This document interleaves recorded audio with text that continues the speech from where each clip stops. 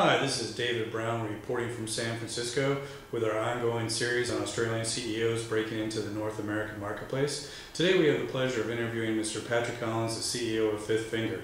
Hi, Patrick. Hi, David. Welcome to our Australian CEO interviews. Now, I've been reading a little bit about Fifth Finger. It's a fascinating company. You've had a lot of success. Can you tell me a little bit about Fifth Finger and how you got here? Sure. Fifth Finger's been operating in Australia now for 9 years. In 9 years, we started in 1999, and we built that into a very successful company in Australia. And we're now expanding the operations here into North America. The premise of the business, even as early as 99, 2000, has always been to develop technology and capabilities for mobile marketers. For marketing. For marketers to be able to reach consumers through the mobile phone. It's pretty commonplace now. At the time when we developed the idea, it was pretty novel. And where do you guys think you are? I mean, are you experts? Are you midline? Are you global experts? Absolute experts. And we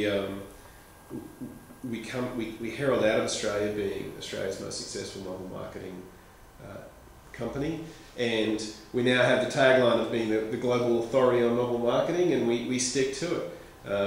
Some fairly major brands here in North America, including a major beverage manufacturer who will remain unnamed, utilises us purely on a strategic advice basis to figure out how to run mobile marketing campaigns in multiple countries. So are you a B2B company or a B2C company? B2B. B2B. So, in other words, with the major unnamed soda manufacturing company, you would help them do...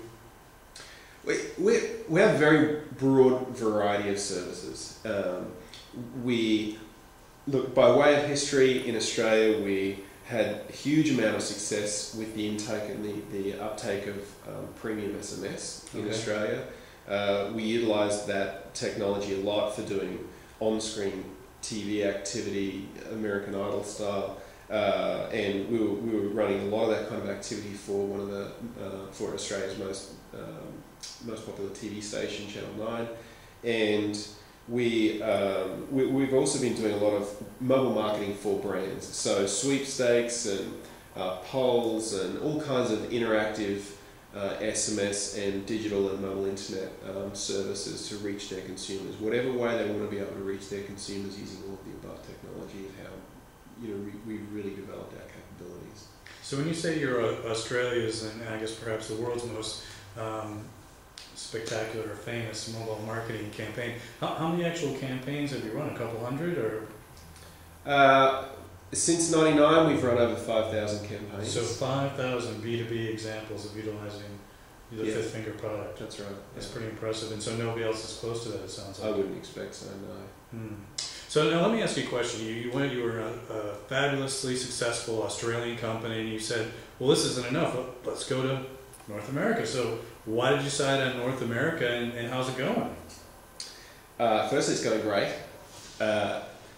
How did we arrive to come here?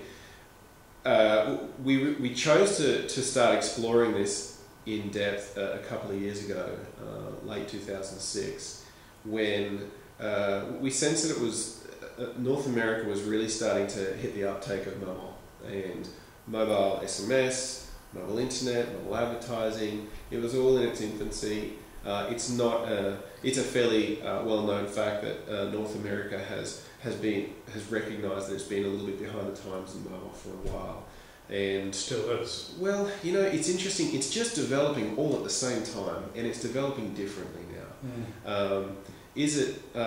It's actually getting quite mature now as both an industry and as a market. It's just developed because of its latecomer status. It's developed very differently to some of the other markets that you would consider to be mature. For instance, because premium SMS it got to be abused quite a lot in many countries, including Australia. It was considered to be oftentimes a fairly abusive piece of technology where people were being spammed, if you want to call that, on their phone. in North America, the carriers learned quite late to the game coming into that they would prevent that from happening as much as they could. And so it's changed the nature of how mobile marketers can utilise premium SMS, for instance. And as a result of that, it's changed heavily how we can utilise our technology in this market as well. So we come with a whole range of technologies and tool sets which are appropriate, but we have to utilise them very differently in this market. I would say as an American that travels to Australia on a regular basis for the past 15 years, it's amazed me how much Australians use SMS. And I come back to American people weren't even really aware of it.